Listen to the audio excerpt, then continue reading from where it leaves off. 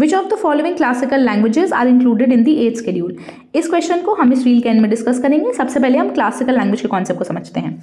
India में classical language का concept 2004 में स्टार्ट हुआ था, जब गवर्नमेंट ऑफ इंडिया ने पहली बार तमिल को इंडिया की फर्स्ट क्लासिकल लैंग्वेज का डेजिग्नेशन दिया था।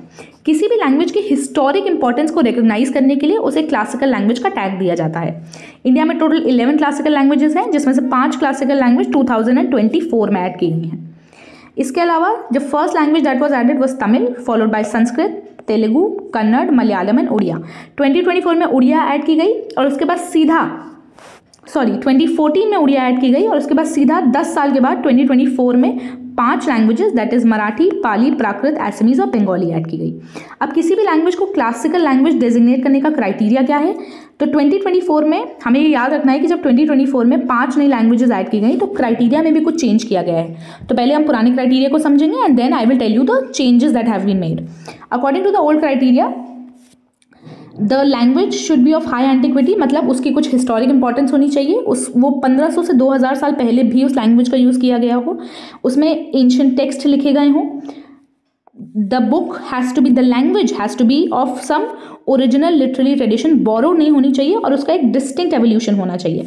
उस लैंग्वेज के प्योर फॉर्म, उसके एंशिएंट फॉर्म को क्लासिकल लैंग्वेज का टैग दिया जाता है।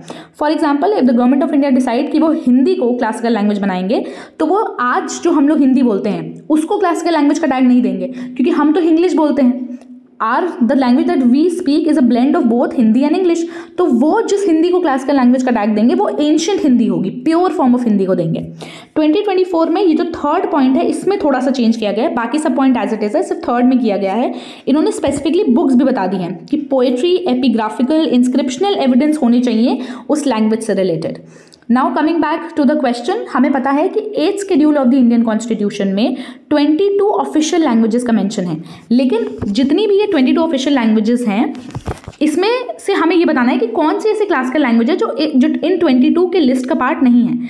तो अगर आप ध्यान से देखें तो पाली और प्राकृत एक ऐसी लैंग्वेज है जो 8th शेड्यूल का पार्ट नहीं है। बाकी सारी क्लासिकल लैंग्वेजेस, यानी बाकी जो 9 की 9 लैंग्वेजेस हैं, that is Tamil, Sanskrit, Telugu, Kannada, Malayalam, Odia, Marathi, Assamese, Bengali, out of the 11, 9 classical languages are a part of the official language list. Pali and Prakrit are not a part of it. So the answer for this question is option 2, B only, which is Tamil.